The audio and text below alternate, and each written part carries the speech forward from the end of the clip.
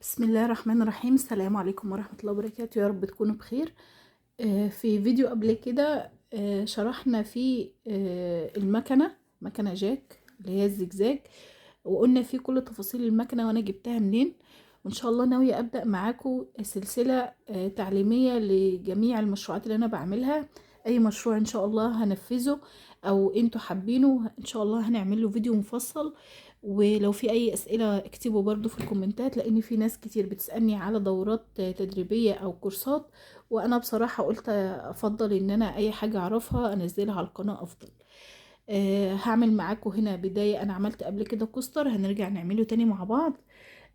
وهنبدا واحده واحده، نعمل باسكت، نعمل شنطه، نعمل موديلات كتير من الشنط، باسكتات بيضاوي ومدور. يعني هنبدا مع بعض كذا مشروع ان شاء الله. القطن بقى معروف فيه كذا لون، في تقريبا جميع الالوان من القطن، اوف وايت واورنج واصفر واخضر وزيتي وكل الالوان. والخيش ده هنبدأ كده بسم الله وعلى بركة الله. الحبل الخيش بيبقى الفتلة لما بنقصها بتفك كده، فاحنا عشان ما تفكش بجيب فتلة من الخيط الخياطة اللي انا بشتغل بيه، وباجي لفة كده على اول الطرف كده كذا لفة، اثبت بس الطرف بتاع الخيط. انا بستخدم الخيط الخياطة النجمة البكرة رقم 458، رقم 458. واي لون بيج يمشي مع المشروع اللي انتوا بتنفذوه او مع الخيط هاتوه بقى. نسمي كده بسم الله الرحمن الرحيم. واول حاجة هعملها هبدأ الف الخيط كده على ايدي كده اهو، دايرة كده صغيرة. وبعدين ارفع الدواس وابدأ كده اسمي بسم الله، واخد كده بسم الله الرحمن الرحيم، واخلي بالي من صباعي واحدة واحدة كده.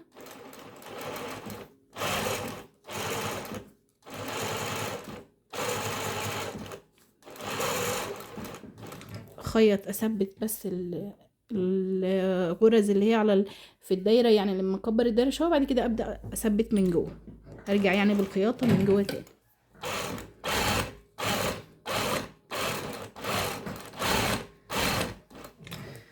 وانا في الغالب بعمل غرزه كده زي اكس، بس لما بخلص بصغر العرض بتاع الزجزاج وببدا ان انا اعمل غرزه كده طوالي كده، وارجع تاني بالفرماتوره، بس بصغر الاول مقاس الزجزاج. خيط اهم حاجه ان الفتله دي مع الفتله دي الخيط اللي هو بتاع الشغل يكون جايب هنا وهنا، يعني الغرزه بتاعت الزجزاج نفسها تكون واصله للطرفين، تبقى جايه من النص من هنا ومن هنا، عشان الخياطه بتاعتي تبقى مظبوطه، ما بقاش مجنبه الخياطه كده ولا كده، تبقى الخياطه في النص. فانا لو حسيت ان الزجزاج عرضه صغير اكبر شويه من المقاس اللي هو اللي هنا، المقاسات اللي بتاعتي اللي هنا بالمسامير كده، بفك المسامير وارفع المقاس شويه واكبر زي ما انا عايزه.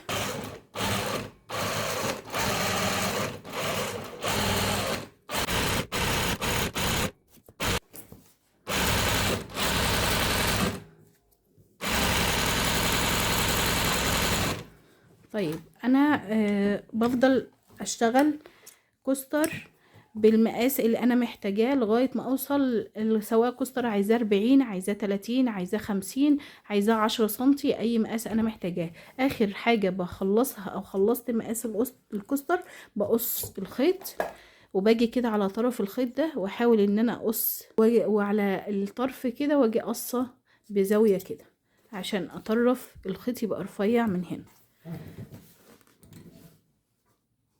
واقفل. بصوا الخيط بقى جاي من هنا برفيع كده، عشان خاطر اقفل عليه كويس هصغر مقاس الزجزاج او زي ما انا عايزه. لو عايزه اقفل بنفس الطريقه كده كده انا بحط لوجو هنا او قطعه جلد تداري نهايه الخيط، فبجي جايه 10 غرز كده وارجع بيهم بالفرماتوره كده، كام غرزه جنب بعض كده بالفرماتوره يعني، عشان اثبت بس الطرف الاخير زي كده، وبثبته.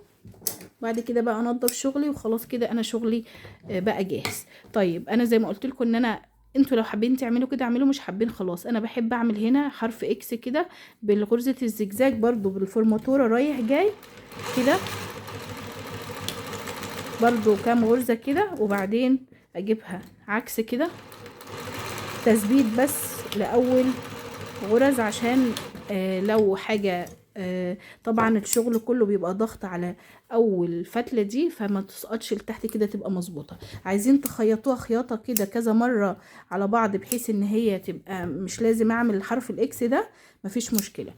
انا بقول لكم على اللي انا بعمله. وده كده الكوستر، سواء معاكي مقاس من اول 8 سنتي لغاية 40 سنتي زي ما انت عايزة بقى، اعمليه زي ما انت عايزة.